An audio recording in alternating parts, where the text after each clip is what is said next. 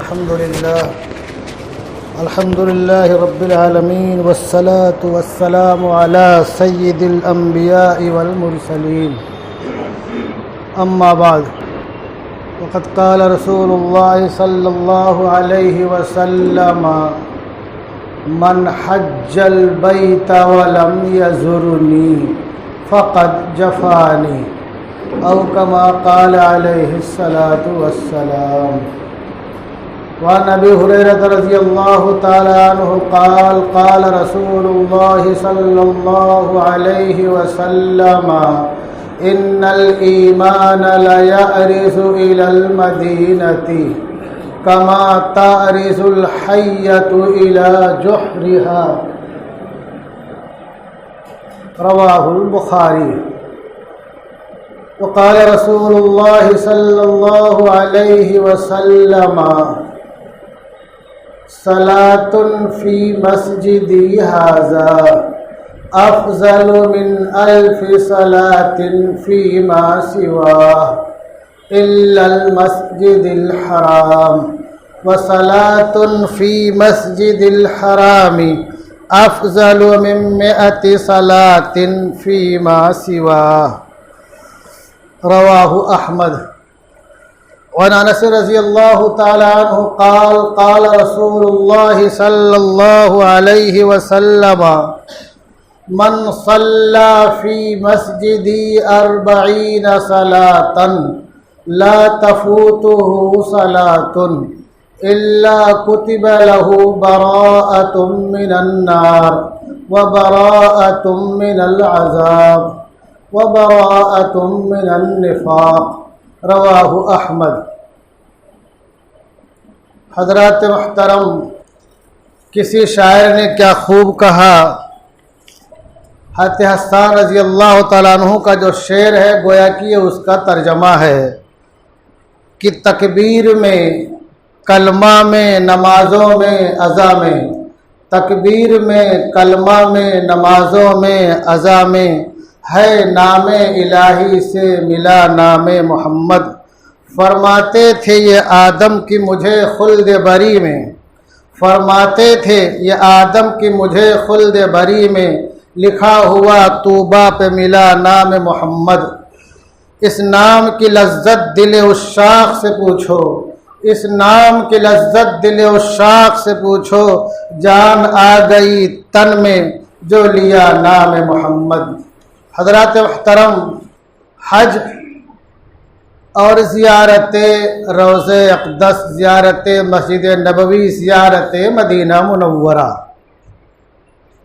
یہ ایک دوسرے سے جڑا ہوا ہے، لیکن یہ ذہن میں رکھنا کہ لازم نہیں ہے، یہ ذہن میں رکھنا کہ لازم نہیں ہے.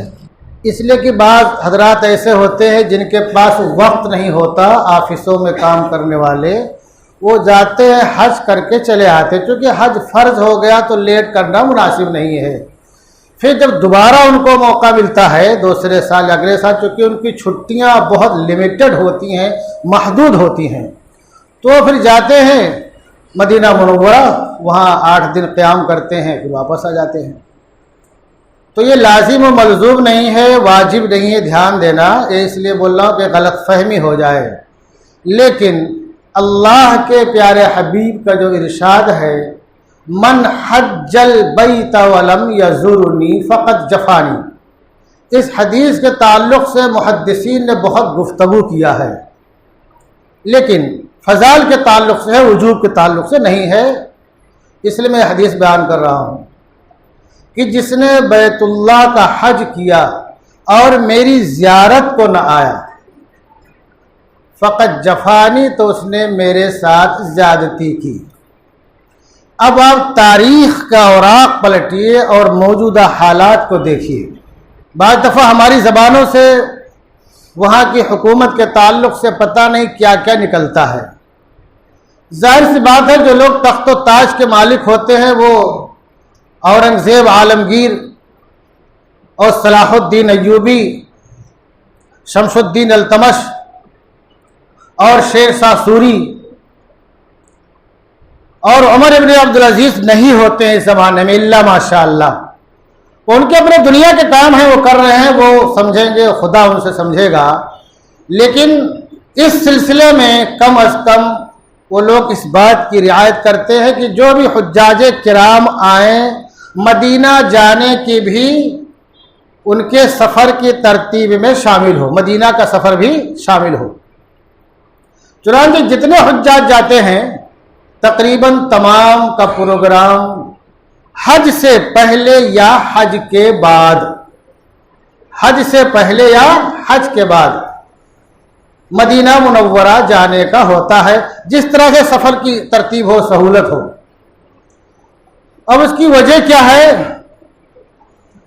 ایک تو میں نے یہ بتایا، اور بہت سی روایتیں ہیں۔ آپ نے فرمایا من زارنی بعد موتی کان کمن زارنی فی حیاتی، کہ جس نے میرے دنیا سے رخصت ہونے کے بعد میری زیارت کی وہ ایسے ہی ہے جیسے کہ اس نے زندگی میں میری زیارت کی۔ زیارت مطلب ملاقات، شرف ملاقات، ایک تو یہ زیارت کا شرف حاصل ہوتا ہے، اور دوسری دیگر روایات ہیں۔ آپ نے فرمایا من زار قبری وجبت لہ شفاعتی، جس نے میرے روضے کی زیارت کی اس کے لیے میری سفارش لازم ہے۔ یہ سفارش کب ہوگی؟ قیامت کے دن ہوگی، جس وقت کسی کا کوئی پرسان حال نہیں ہوگا، سب نفسا نفسی کے عالم میں ہوں گے۔ ایک دوسری روایت ہے من زارنی متعمدن، من زارنی متعمدن وسکن المدینۃ وصبر علی بلائها کنت لہ شہیدا ومشفعا یوم القیامہ، کہ جو قصدن میری زیارت کو آئے گا، دھیان رکھو، قصدن عمدن میری زیارت کو آئے گا۔ پتہ کیا چلا کہ قصدن اور عمدن آپ زیارت روضے اطہر کو جا سکتے ہیں۔ وہ سکر المدینۃ، اور جس نے مدینہ کو میں رہائش اختیار کی، وہ صبر علی بلائها، اور جو وہاں اس کو تکلیف آئی، پریشانی آئی، اس پہ اس نے صبر کیا، تو میں اس کا سفارش، میں اس کے لیے اس کا گواہ، کنت لہ شہیدا، میں اس کا گواہ بنوں گا۔ وہ مشفیان، اور ایک جگہ ہے وہ شفیعا یوم القیامہ، ایک گواہ بننا، دوسرا قیامت کے دن سفارشی بننا۔ تو یہی وجہ ہے کہ لوگ مدینہ منورہ کا سفر کرتے ہیں حج کے ایام میں، آگے یا پیچھے۔ پھر جو ترتیب بنتی ہے اپنے بھارت سے جانے والوں کی اور وہاں کی حکومت اس ترتیب کو پر مہر لگاتی ہے، اور ترتیب کیا بنتی ہے کہ مدینہ منورہ میں کم سے کم 8 دن قیام ہو حاجی کا۔ کتنے دن؟ 8 دن قیام ہو۔ 8 دن قیام کی وجہ کیا ہے؟ 8 دن قیام کی وجہ یہ ہے، اللہ کے پیارے حبیب نے ارشاد فرمایا من صلی فی مسجدی 40 صلاۃ، جس نے ہماری مسجد میں 40 وقت کی نماز پڑھی، من صلی فی مسجدی 40 صلاۃ لا تفوتہ صلاۃ، جس نے میری مسجد میں 40 وقت کی ایسی نمازیں پڑھی کہ کوئی بیچ کی درمیانی نماز اس کی چھوٹی نہیں، جماعت کے ساتھ۔ ہمارے بہت سے بھائی کیا کرتے ہیں، بنگالی مارکیٹ میں پہنچ جائیں گے اور خوب خریداری کریں گے، بعض دفعہ کیا ہوتا ہے کہ نماز چھوٹ جاتی ہے۔ بہت بعض دفعہ ہمارے دماغ میں، ذہن میں کیا ہے اپنے یہاں کی طرح کہ اذان اور جماعت میں 20 منٹ کا فاصلہ ہوگا، آدھا گھنٹہ کا فاصلہ ہوگا۔ وہاں ایسا نہیں ہے، اذان ہو گئی، امام آ گیا، فوراً جماعت کھڑی ہو جائے گی۔ اور حرم مکی میں تو کبھی اذان ادھر ختم ہوتی ہے، تکبیر شروع ہو جاتی ہے۔ بہت سے بھائی لوگ جو ہے کہ سنت کی نیت باندھتے ہیں، پتہ چلا تکبیر ہو رہی ہے، اب تو سنت چھوڑ دو، فرض پڑھو۔ تو وہاں ایسا نہیں ہے، وہاں امام جو ہے مقتدیوں کے تابع نہیں ہے، تمہارے یہاں تابع ہوتا ہے۔ علماء کی توہین، خطبہ کی توہین، ائمہ کی توہین، مشائخ کی توہین جتنی بھارت میں ہوتی ہے کہیں نہیں ہوتی ہے۔ وہاں اذان ہو رہی، امام آ گیا، اذان ختم نہیں کہ فوراً تکبیر چالو ہو جاتی ہے، امام صاحب آ گئے۔ تو ہمارے بہت سے بھائی کیا کرتے ہیں، جیسے اپنے یہاں بھارت میں جو ہے ٹائم ہوگا 20 منٹ کا، آدھے گھنٹے کا، تو اب وہ خرید رہے سامان. کیونکہ ہمارے بہت سے بھائی کیا سوچتے ہیں کہ کوئی بچے نہ جس کے لیے میں ہدیہ تحفہ لے کے نہ جاؤں، تاکہ لگے نا کہ حج کرنے گئے تھے فلاں صاحب لوگ حاجی بولنا شروع کر دے. یہ عجیب مزاج ہے. اور بہت سے ہمارے ایسے بھی ساتھی ہیں جو لمبے سفر پہ چلے جاتے ہیں دوسرے مقامات کی زیارت کے لیے. بعض دفعہ کہیں ٹریفک میں پھنس گئے یا کہیں اٹک گئے یا کہیں کوئی بات ہو گئی تو نماز چھوٹ جاتی ہے. اس کی وجہ یہی ہوتی ہے کہ ہمارے ساتھیوں کو مسلسل 40 نماز پڑھنے کی اہمیت معلوم نہیں ہے، فضیلت معلوم نہیں ہے. تو اس لیے اگر اللہ تبارک و تعالی ہمیں توفیق دے، ہماری نسلوں کو ہم سب کو توفیق دے، بار بار توفیق دے، سعادت عطا فرمائے کہ زیارت حرمین شریفین سے مشرف ہو، تو آپ وہاں اپنے کام سے کام رکھیے. بہت زیادہ سامان خریدنے کی آرزو اور جستجو میں نہ رہیے، اور اس بات کا مکمل دھیان رکھیے کہ آپ کی تکبیر اولیٰ نہ چھوٹے.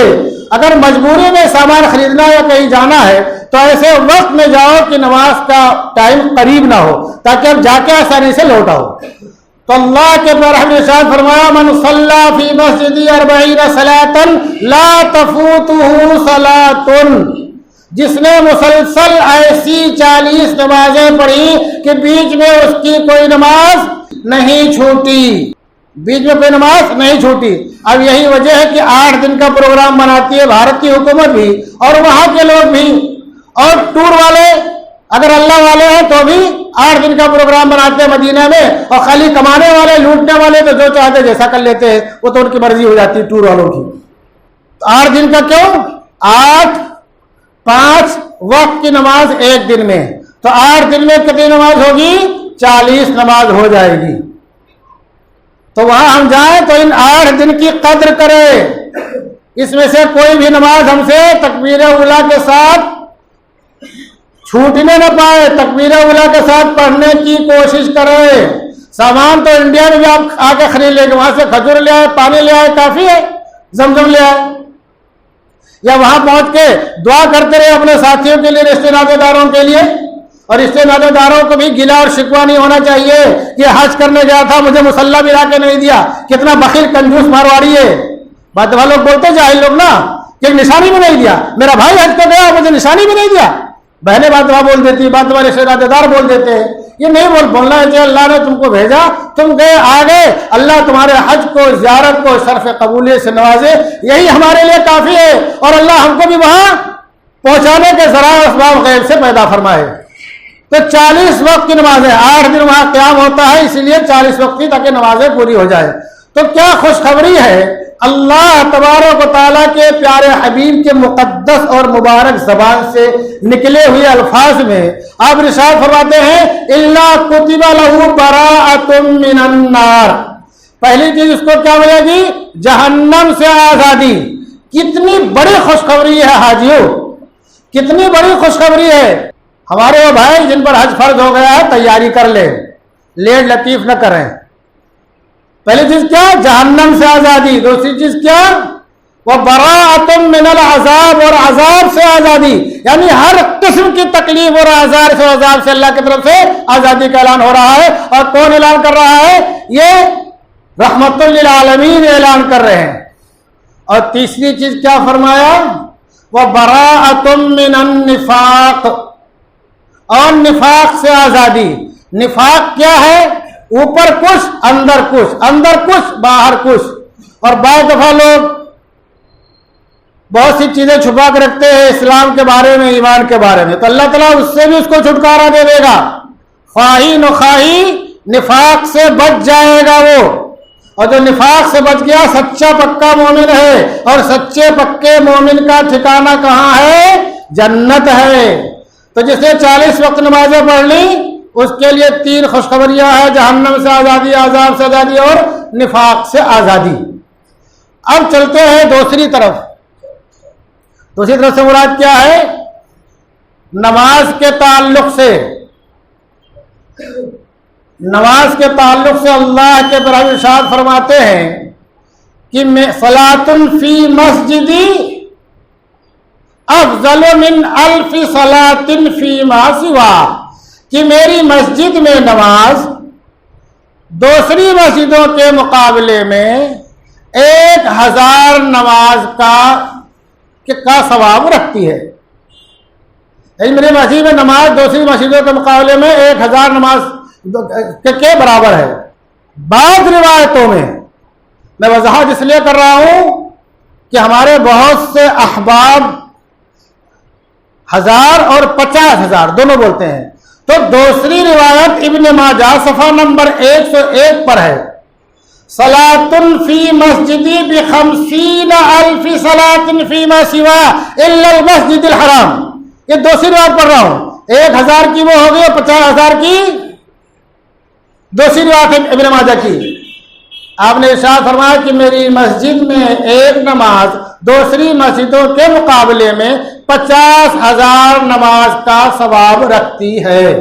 ہم 50,000 ہی کی امید رکھیں گے، ہو سکتا ہے 1000 اور 50,000 یہ آدمی کی عقیدت، محبت، اعتقاد، ایمان، خلوص للہیت پر منحصر ہو، تو ہم اللہ کی ذات سے کیا امید رکھیں گے؟ 50,000 نماز کے ثواب کی امید رکھیں گے۔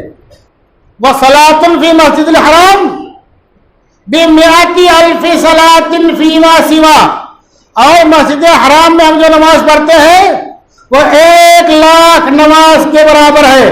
مسجد حرام میں ہمارے بہت سے بھائی اگر کوئی معذور ہے اور ضعیف ہے اور کیا ٹھلیا پہ ڈھکیلنے جیسا ہے تو الگ بات ہے، ورنہ اپنے ہوٹل میں ٹھہر کر کے وہی مستقل نمازیں ادا نہیں کرنا چاہیے۔ ہمیں اپنا ایک ٹائم مقرر کر لینا چاہیے اپنے ہوٹل میں کمرے میں آنے کا، نہانے دھونے کا، باقی سارا ٹائم حرم مکی مسجد حرام میں گزارنا چاہیے، اور ہماری کوئی نماز چھوٹنے نہ پائے، ہر نماز تکبیر اولیٰ کے ساتھ مسجد حرام میں ہو۔ فضیلت دیکھ رہے ہو کتنا ثواب ہے، تم یہاں پڑھو گے تو 1 نماز، اور وہاں پڑھو گے مسجد حرام میں تو 1,00,000 نماز کے برابر ہے۔ لیکن ہمارے بہت سے بھائی سستی میں، کاہلی میں، یا بعض دفعہ وہ نیٹ پہ اتنی لمبی لمبی بات کرتے ہیں کہ نماز کا وقت ہی گزر جاتا ہے، ہوٹل میں جاتے ہیں وہیں کمرے میں نماز پڑھ لیتے ہیں، یا آجو بازو کی مسجدوں میں نماز پڑھ لیتے ہیں۔ تو مسجد حرام میں ایک نماز کا ثواب 1,00,000 کے برابر، مسجد نبوی میں ایک نماز 50,000 کے برابر، اور دوسری بات میں 1,000 کے برابر، اور مسجد اقصیٰ بتا دوں وہاں 500 نماز کے برابر۔ اللہ تعالیٰ ہم لوگوں کو مسجد اقصیٰ کے سفر کی بھی توفیق عطا فرمائے۔ تو یہ تو مسجد نبوی کی فضیلت اور مدینہ منورہ کی اور زیارت روضہ اطہر کی۔ اور ایک چیز بتا دوں میں مدینہ منورہ کے تعلق سے، یہ بتانا اس لیے ضروری ہے کہ اپنے بھارت میں جتنا علم پھیل رہا ہے، میں سمجھتا ہوں اس سے زیادہ جہالت پھیل رہی ہے یا جہالت پھیلائی جا رہی ہے۔ جہالت کیا ہے؟ ہمارے بہت سے لوگ جائیں گے، چپ پڑھے لکھے نہیں ہیں، بہت زیادہ مطالعہ نہیں کرتے، دیکھتے نہیں ہیں، تو ان کے جو پیشوا ہیں، ان کے جو مربی ہیں، ان کے جو رہبر ہیں، جن کو یہ سمجھتے ہیں کہ ہمارا ہاتھ یہ پکڑیں گے ہم کو جنت میں داخل کر دیں گے، وہ بتا دیتے ہیں وہاں جا کے نماز نہیں پڑھنا، گستاخ ہے، فلاں ہے، دھواکے، تو بیچارے جماعت کے ثواب سے محروم ہو جاتے ہیں، جماعت کے ثواب سے محروم ہو جاتے ہیں، اپنے کمروں میں نماز پڑھتے ہیں۔ میں جب گیا 2016 میں تو ہمارے کمرے کے بازو میں ایک بڑا کمرہ تھا، تو ہمارے ایک دوست تھے اس میں قاری صاحب اپنی اہلیہ کے ساتھ، لیکن اس میں اور دوسرے قرہ تھے، دوسرے لوگ، تو لوگ فجر بعد جاتے اور ظہر سے پہلے چلے آتے اور نماز وہیں آ کے اپنے کمرے میں پڑھتے تھے۔ تو کتنے افسوس کا مقام ہے، کتنے افسوس کا مقام ہے جس کو ہم 12-15 ہزار تنخواہ دیتے ہیں اور کیا کہتے ہیں، جب چاہتے ہیں کان پکڑ کے باہر کر دیتے ہیں۔ وہ امام ہماری مرضی کے مطابق ہوتا ہے، اور جو مسجد حرام ہے، مسجد نبوی ہے، کیا جناب رسول اللہ صلی اللہ علیہ وسلم کی مرضی کے مطابق نہیں ہوگا؟ اگر جناب رسول اللہ صلی اللہ علیہ وسلم کی مرضی اور رضا کے مطابق نہیں ہوگا تو خلفشار پیدا ہو جائے گا، تلواریں چلیں گی، توپوں کی گھن گرج آئے گی، بندوقوں سے دھواں نکلے گا اور آتش نکلنا شروع ہو جائے گا۔ کبھی ایسا ہوا ہے جب ایسا ہوا ہے تو ایک طوفان کھڑا ہو گیا ہے. طوفان کا کھڑا نہ ہونا، فتنے کا پیدا نہ ہونا، اس بات کی علامت ہے کہ اللہ کے پیارے حبیب کے منشا کے مطابق وہ ائمہ کرام ہیں. اگر ان کے پیچھے ہماری نماز نہیں ہوگی تو ہمارا وہ امام جو دنیا کی بعض دفعہ بہت سی غلط سلط باتیں کہتا ہے، جس کو ہم 20-25 ہزار بلکہ بعض دفعہ 8,000 اور 10,000 تنخواہ دیتے ہیں، اس کے پیچھے ہماری نماز کیسے ہو جائے گی؟ ہم جو اپنا امام رکھتے ہیں 8-10 ہزار دے کر کے اپنی مرضی کے مطابق رکھتے ہیں، تو اللہ کے رسول صلی اللہ علیہ وسلم کی مسجد میں، آپ کے مبارک شہر میں، آپ کے روضے کے قریب جو امام کھڑا ہوتا ہے، کہ اللہ کے رسول صلی اللہ علیہ وسلم کو پسند نہیں ہوگا؟ وہ اللہ کے رسول کا گستاخ ہوگا، اللہ کے رسول کی شان میں گستاخیاں کرنے والا ہوگا نعوذ باللہ؟ جی نہیں، وہ اللہ کے رسول صلی اللہ علیہ وسلم کا پسندیدہ ہوگا، محبوب ہوگا، چہیتا ہوگا، تبھی وہ اس مصلی پر کھڑا ہوگا، اور وہ امام آخرت میں انبیاء صدیقین شہداء صالحین کے ساتھ ہوگا. اب وہ روایت پڑھ دو جو بخاری کی ہے، بہت مضبوط روایت ہے. اپنے ساتھیوں کو بتاؤ جو اس طرح کرتے ہیں، ان کو روک کر کے، ٹوک کر کے، تان و تشنیع کر کے نہیں، بلکہ ان کو بولو بخاری تو یہ روایت ہے یار، اور تمہارے پیشوا ایسے بولتے ہیں، تم لوگ ایسا کرتے ہو. ابھی بھی جہالت تمہارے دماغ سے نہیں گئی. کیا روایت ہے؟ حضرت ابو ہریرہ رضی اللہ عنہ راوی ہیں، کیا ان الایمان لا یعرض الی المدینہ کما تعرض الحیۃ الی جوہرھا، کہ ایمان مدینے میں ایسے سمٹ جائے گا جیسا کہ سانپ اپنے بل میں سمٹ جاتا ہے. مدینہ میں ایمان ایسے سمٹ جائے گا جیسا کہ سانپ اپنے بل میں سمٹ جاتا ہے. تو اب بتاؤ، مدینہ میں ایمان نہیں ہوگا، وہاں کے ائمہ کرام کا ایمان نہیں ہوگا، وہاں کے مشائخ کا ایمان نہیں ہوگا، تو پھر کس کا ایمان ہوگا؟ تمہارا ایمان ہوگا. تم اپنے آپ کو جنت کا پٹواری سمجھتے ہو، جنت کا لیک پاؤ سمجھتے ہو، کہ جس کو چاہو گے اس کو تم جنت الاٹ کرو گے، باقی سب کو جہنم میں بھیج رہے ہو پوری دنیا کو ایک طرف سے. سب لوگ جہنم میں جائیں گے، جنت میں کون رہے گا؟ یہ چند لوگ جو رسم و رواج کو دین و شریعت سمجھتے ہیں، جو چادر و گادر کو اسلام کا جز سمجھتے ہیں، جو اولیاء کرام کے قبروں پر سجدہ کرتے ہیں، اور لوگوں کو کرتے ہوئے دیکھتے ہیں، پھر بھی سختی کے ساتھ منع نہیں کرتے ہیں، جنت کے ٹھیکیدار ہوں گے. اور ایک دوسری بات بتا دوں میں، خدا نہ خواستہ اگر وہاں کوئی، یہ جو میں نے بخاری کی روایت پڑھی ہے، یہ بخاری جلد نمبر 1 صفحہ نمبر 252 یا 53 پر ہے. ایک دوسری روایت ہے، اگر خدا نہ خواستہ کوئی ایسا ہو جائے تو وہ مدینہ میں ٹک نہیں پائے گا. بس یہ سمجھو کہ مدینہ بد ذات، بد ایمان، بد اعتقاد لوگوں کو ایسے ہی باہر پھینک دیتا ہے جیسے کہ بھٹی جو ہے لوہے کے زنگ کو نکال کر پھینک دیتی ہے. یہ روایت کا خلاصہ ہے. تو ہمیں وہاں کے لوگوں کے بارے میں اچھا گمان رکھنا چاہیے. ان کے فخر کے لیے یہ کیا کم بات ہے کہ روضے رسول کے بازو میں کھڑے ہو کر کے نماز پڑھاتے ہیں، جہاں ہم جانے کی آرزو اور تمنا رکھتے ہیں. تو دوستو، نماز یہاں بھی جماعت سے پڑھنے کی کوشش کرنی چاہیے، حرم مکی میں پڑھنے کی کوشش کرنی چاہیے، اور مسجد نبوی میں بھی جماعت کے ساتھ نماز پڑھنے کی کوشش کرنی چاہیے. کوئی معذوری بیماری آ جائے تو الگ بات ہے، ورنہ زیادہ اوقات مسجد نبوی میں اور مسجد حرام میں گزارنا چاہیے. اللہ تبارک و تعالی ہم تمام لوگوں کو اور ہماری نسلوں کو بار بار زیارت حرمین شریفین سے مشرف فرمائے. وما علینا الا البلاغ.